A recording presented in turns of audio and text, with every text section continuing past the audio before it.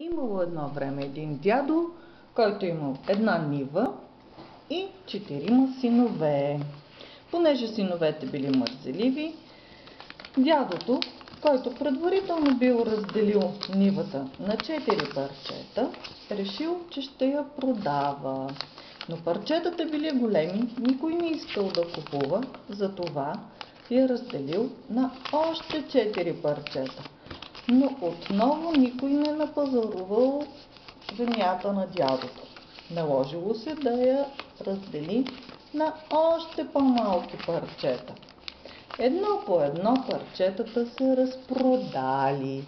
Тогава дядото си казал: аз тъй ще дам всичките пари на синовете си, но преди това поне да си купя нещо. Отишъл дядото на пазар. Обикалял, до тук е почти като корабчето. Обикалял и от една сергия си харесал един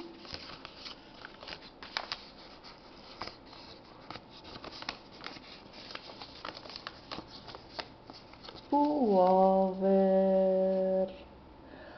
От друга сергия си харесал и си купил едни бутури.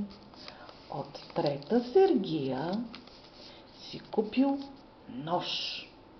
Без да иска обаче, в една блъсканица наръгал с ножа един човек. Изплашил се и побегнал. Обаче го хванали и насред пазара разпънали една съдийска маса. Хубаво, обаче докато траял съда, изведнъж задухал вятър, който обърнал масата, която се превърнала в плътноходка, с която дядото побегнал по близката река. Съдиите, понеже били дебели и били много, се наложило да го гонят с една двойна лодка.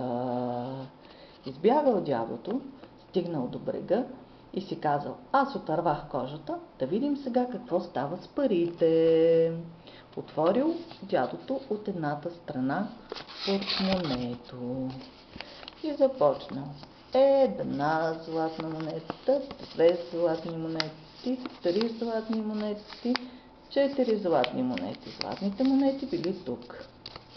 От другата страна сребърните монети. Извадил дядото сребърните монети и започнал да брои. 1 сребърна монета, 2 сребърни монети, 3 сребърни монети, 4 сребърни монети. И сребърните монети били тук. Хайде сега, дайте пари за приказката.